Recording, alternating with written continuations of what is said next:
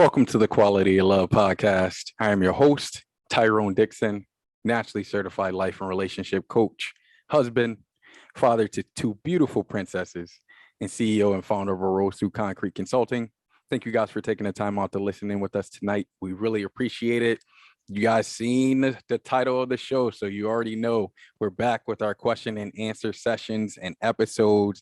I'm not gonna lie, guys, I'm really excited to be back. I was starting to get highly anxious with all of the questions that started to pile up in our inbox. So I'm really excited to be back answering these questions about love, relationship, mental health, and narcissism, of course. But before we do that, earlier in this week was a very special day to a very special lady of mine. My mom had her birthday. We celebrated it on Monday. So I want to say again, happy birthday to my mom, Alvina Denise Robinson. I wouldn't be in this position that I'm in now without you. I appreciate you. And as I told you many a times, especially since Abigail's been here over the years, that it is wonderful to see everything come full circle in terms of life, right? There were times in which I was a knucklehead, as I've admitted in the past on the podcast, and I didn't quite understand the value of your love and your protection. I've now, being a parent myself, I've gotten that experience over tenfold, and just seeing you and Abigail and Gabrielle interact with one another and engage with one another, and seeing that love between the three of you is second to none to me, Mom. So I love you. I appreciate you. I thank you for being so tough, diligent, resilient, all of that good stuff. And I am very proud to be your son. All right. With that being said, let's hop right into it, man. I know y'all didn't come to question and answers and not be ready for the quote of the week and all that good stuff. So, I got to shout out my lady, though. Love my mom.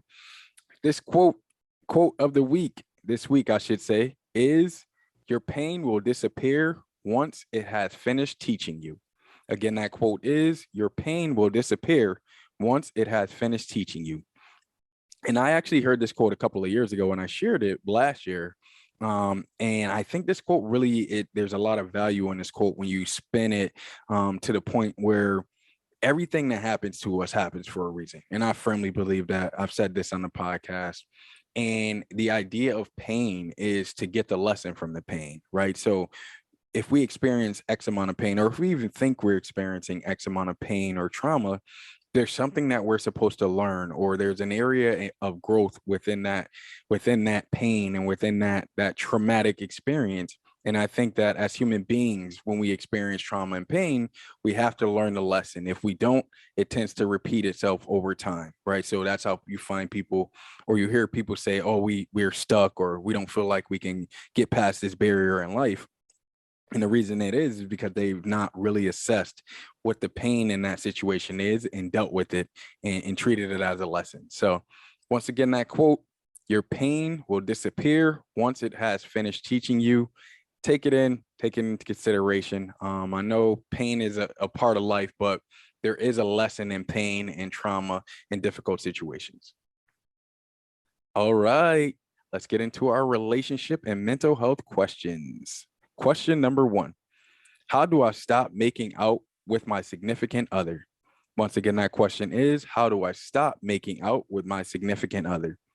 That's a very interesting question. I've never been asked that question, because what happens in relationships is when you make out and you are intimate and you're constantly touching and engaging with one another, it actually makes the relationship more lasting, and it gives you more opportunities to engage and have your needs met. What you're asking is to do the total opposite of that. So how do you stop doing it? If it's something that your partner truly wants, or your significant other truly wants, which honestly, I don't know why they would want something like that in a relationship. If it's something that you truly are looking to stop and they truly want you to stop, I would invite you to, every time you get the urge to make out with your partner, or every time you get the urge to kind of interact or touch and be cuddly with your partner, get an image of your head of something that absolutely turns you off, right? So an example that I've used in the past with people who are in these situations where they're a little more intimate than their partner would like and they're looking to stop is to think of a food or something that you absolutely like that makes you sick to your stomach. And every time that you feel the need to interact or feel the need to go ahead and love on your partner is what I call it. Get that image in your head of the food that you don't like, or if you don't like smoking, that's another good one. Just anything that kind of ties into a deep rooted feeling in your stomach or a deep rooted feeling within your body that just makes you disgusted and makes you like, ugh, I don't even want to go near that, or I don't even want to participate in something like that. Start to put those images in your head as you become more and more attracted to your partner. And what will happen is you'll notice over time that your attraction to your partner will be less because you're putting this image of something that you don't like in your head, as opposed to putting an image of becoming closer to your significant other in your head. With that being said, I do not feel like moving off this question again without making it abundantly clear. The quickest way to, well, I won't say the quickest way, one of the quickest ways to create distance in a relationship is to not have intimacy. So to not touch, to not make out, to not cuddle. Those create a lot of distance within a relationship. So understand that you're doing this and it may have a adverse reaction and blow up in your face to the point where your partner does not even want to interact with you or does not want to be in a relationship with you, because touch brings a relationship closer, and not touching or not having any physical interactions just brings more separation into the relationship. Question number 2. What experiences in life can you consider challenging and why? Once again, that question is, what experiences in life can you consider challenging and why? I think anytime that I get into a situation and I have an old belief that I have, like, so I have a belief that's a part of my subconscious thought process, and I'm challenged with a new belief. And those situations really, really get me into kind of I call it turmoil within from within, because what happens is I'm so used to doing things a certain way. And I'll actually give you guys an example. One of growing into this coaching role, I should say, and even growing up for that matter, one of the things that I was always told was like a woman is supposed to do this and a man is supposed to do that. Right? And so it was, my upbringing was very gender specific, where it's like, okay, only a woman does these things and only a man does this thing, and there's no cross sectioning. As I became a relationship coach, I realized that those gender roles or those roles don't technically exist. So as I started to kind of challenge myself and challenge myself within my relationship, I realized that that wasn't true. Right? A woman can do just as much as a man can do within a relationship, and vice versa. Right? So much so that I literally believe growing up that a man should not clean or cook or do any of that stuff. Those roles were specific only to women. And now in my relationship, I love, no, cooking. I don't love doing that. I'm not gonna lie. But cleaning, like, I love it. I really thoroughly enjoy cleaning, doing the dishes, sweeping and mopping the floor. Like, I love that. It brings me a sense of peace because I, I'll use my wife's term. I'm a little OCD about things in terms of cleaning. So I like to clean a particular way, and I like for things to be in a particular area after they're clean. So I love it. I love it. And I'm happy I got into a situation where my wife helped me challenge that belief system, because as you start to really challenge some of your old beliefs and challenge them with new beliefs that have been presented to you, you'll find out that the world is a lot more gray than it is black and white, right? And there's room to operate when we talk about greatness, right? I mean, there's no yes, it's definitively this way or yes, it's definitively that way.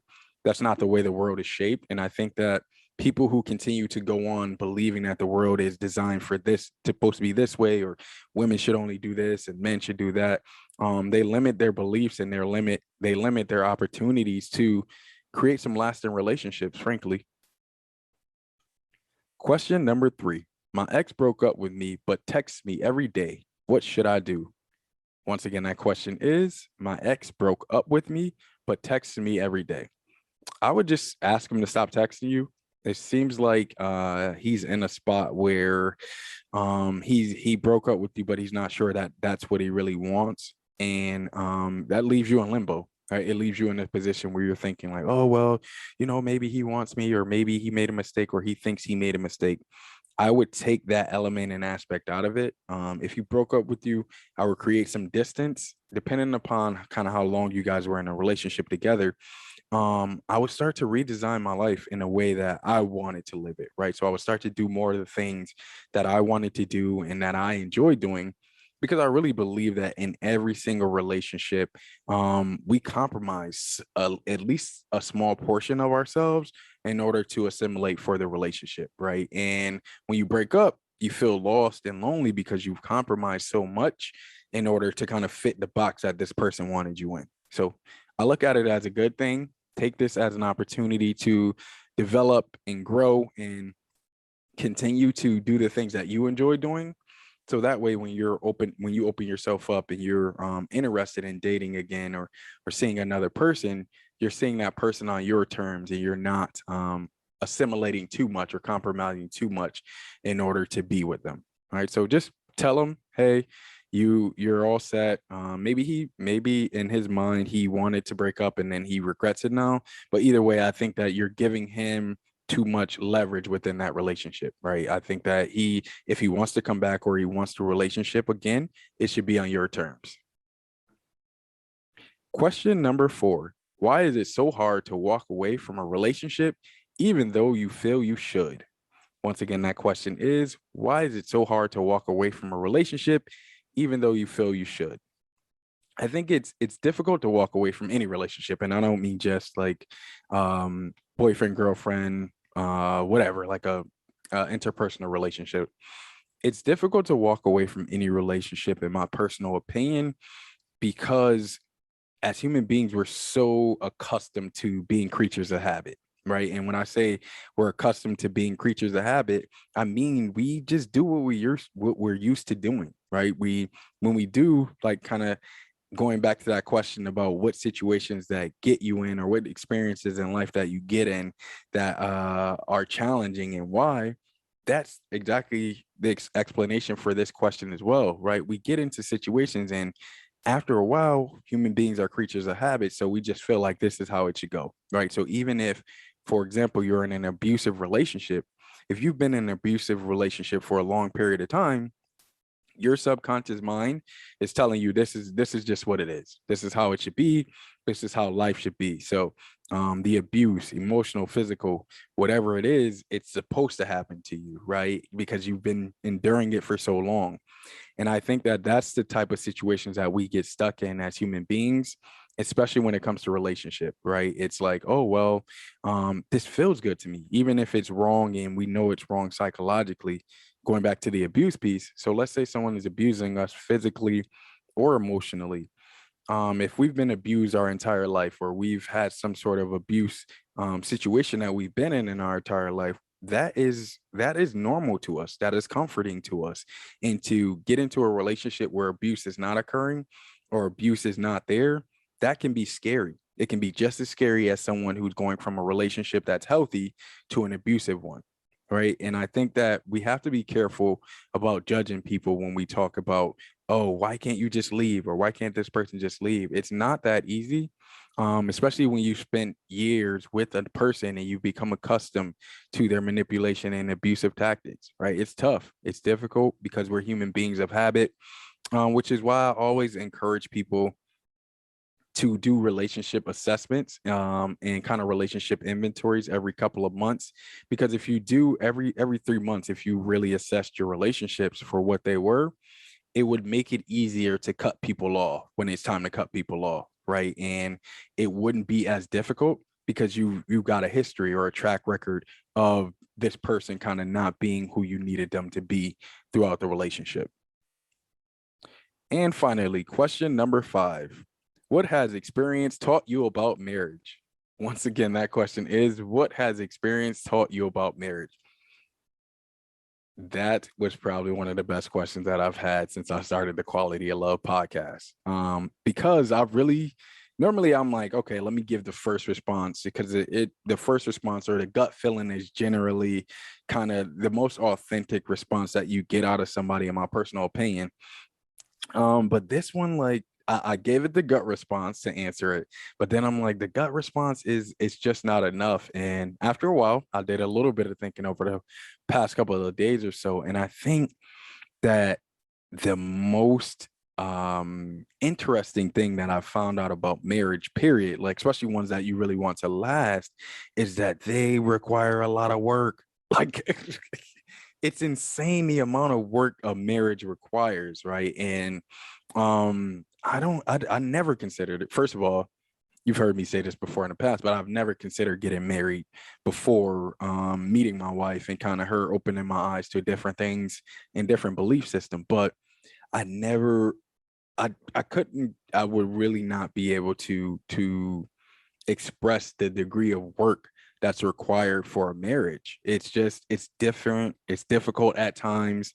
Um, but it all becomes worth it, like for me, and that's the biggest thing. It all becomes worth it. So I know I went on a little bit of a soapbox there, but when we talk about experience with our marriage, my I can only speak for my marriage, of course.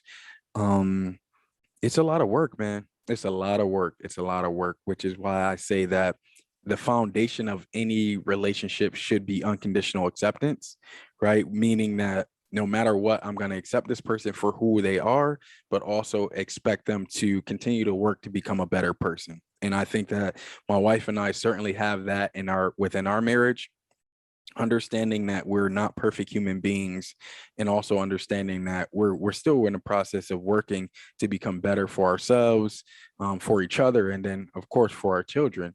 So understanding that is huge. Work, two big things: work. Even if you don't think you need to work, look for something to work on within yourself so that you can be better for your marriage. And then the other thing is unconditional acceptance. If you literally make unconditional acceptance the foundation of your marriage, I think your marriage has a good chance of being successful, because you're looking at it like, okay, I know my partner's a knucklehead and I know my partner's going to make mistakes from time to time, but I love them and they're going to continue to try to push hard. So I got to continue to love and support them. And that's the situation that I find myself in with my wife. All right, let's touch on this insight from a former narcissist. Listen, this quickly becoming a really popular segment. As I said before, this narcissist stuff, it's deep. And I'm just happy to be able to provide for you guys a little bit of insight and answer your questions. So, question number one: what will a cheating narcissist do if you threaten them? Once again, that question is, what will a cheating narcissist do if you threaten them? I've typically seen two responses from a narcissist that cheats and you threaten them, right? Number one, they turn back into their charming self. So they revert back to their old ways. You might see some of the behaviors that they displayed early on within the relationship, where they were all nice and charming and willing to meet your needs, all of those things. And they'll continue to display this behavior all the way up until they get you back into their fold. And then the other thing that I've seen is them become more overt with their behaviors, right? So when I say more overt, they typically get meaner, right? So they start to use more verbally abusive language. And if you really catch them, what they do is they try to turn your family against you. So if you've ever had a gentleman or a woman who you've caught cheating, or you've caught doing something they know they were not supposed to do, excuse me, and you called them out on it, they went to your mom or your dad or your sister, brother, family member, someone who was close to you, and they try to make you out to be the bad guy. That's what narcissists do. So you typically see those two responses when you call out a cheating narcissist. The other thing I would say is be careful, because if this person is abusive or has been abusive in the past to you, they probably will increase those behaviors as well, because they don't like to be held accountable for their actions. So if you're going to accuse them and kind of hold them accountable for their actions, please be prepared for one of those responses for sure. Question number two: how do a narcissist make you regret or forget about their abuse? Once again, that question is, how do narcissists make you forget about their abuse? I most commonly what I've seen out of a narcissistic individual, in an effort to help you forget about the abuse that they've caused you, is them to become extremely charming and willing to meet whatever needs you have, right? So this is where they realize like, oh crap, I overstepped myself, or this person might actually leave me if I continue to display this behavior. So what they'd start to do is take you on a vacation or take you on trips and get you out more and emphasize how much they love you and need you and how big of a piece of their life you are. Um, all in an effort to, again, like you said, get you to forget their real behavior and forget the fact that they've abused you over a period of time. You'll always know with the narcissist kind of where they are in this hoping that you forget kind of piece of things, because they'll start to display behaviors that are nice, and then like randomly one day they'll just shift right back into being a mean narcissistic individual. And that's where the aha moment comes into play for you, where you can be like, okay, yeah, this person just he or she was displaying this behavior just to try to get me to let my defenses down or let my guard down. Be careful with that. It can be a slippery slope, because I know deep down inside, any human being that's in a relationship with a narcissistic individual wakes up hoping that one day this person will change. And in a lot of cases, that's just unrealistic for a narcissistic individual. Question number 3. Are some people narcissistic enablers? Once again, that question is, are some people narcissistic enablers? Absolutely. I would say 100%, but I'd also say this caveat.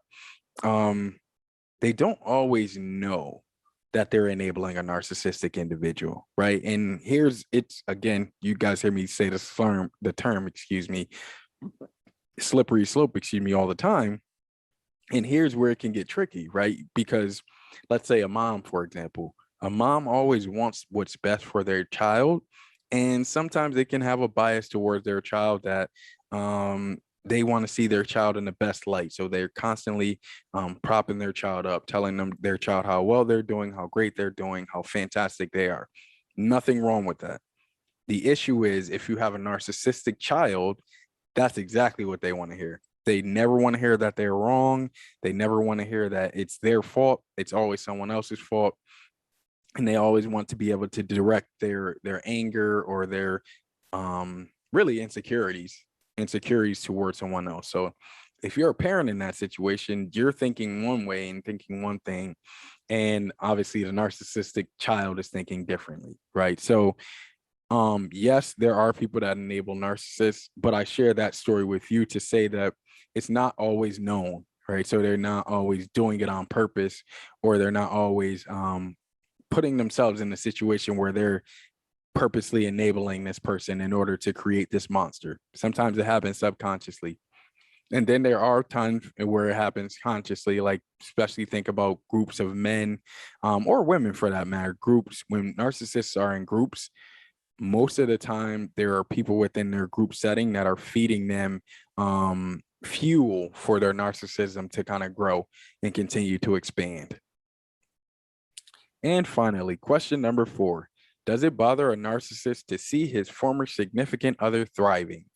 Once again, that question is, does it bother a narcissist to see his former significant other thriving?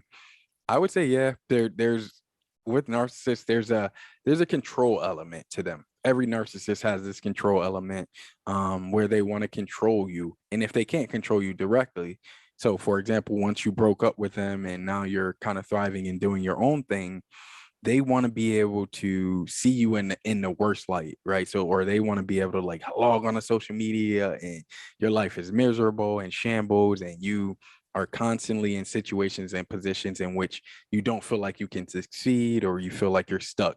That is what a narcissist wants to see most. When you are thriving, that is the total opposite, right, of what they want to see. And it's definitely something that makes them jealous and bothers them. With that being said, though, I would not engage with them in any manner, letting them know that or expressing that, because they'll never let you know that. Part of being a narcissist is being able to hide a lot of your behaviors really well. So I don't think that they'll ever be able to express to you that it bothers them that you're living your best life. Live it anyway. That's what I say. All right, that's it, guys. Man, I'm glad to be back. I appreciate everyone. I gotta share this too. There's actually week 4 or 5. I've been doing about 5 weeks of this. There's this Black Media Mogul Maker program that I am so excited to be a part of and involved in. It's a combination of Syracuse University's Newhouse School along with Bishop Ronald Dewberry's media group, I believe. And man, I'm learning so much from these great people, Sean Bragnigan, Daniela, Rebecca, all of these, Amelia, all of these people are really, really showing me the power in being a creator. So I would be remiss if I didn't say thank you to all of those guys. I'm looking forward to making sure that we continue to learn new things, to maintain creative control as a creator, and ultimately bring our storytelling talents to the light. Man, I'm so excited about it. Keep getting your questions in. I'll keep you guys posted on that. Black Media Mogul Makers, let you know how that shakes out and finishes out. But right now I'm at a really excited place in life, man. I'm excited to see where the quality of love continues to go as it continues to grow. I'm excited to see where I continue to grow as I continue to grow as well. So with that being said, man, get those questions in. And remember, as always, the quality of love and relationships that you have in your life will determine the quality of your life. Peace and love.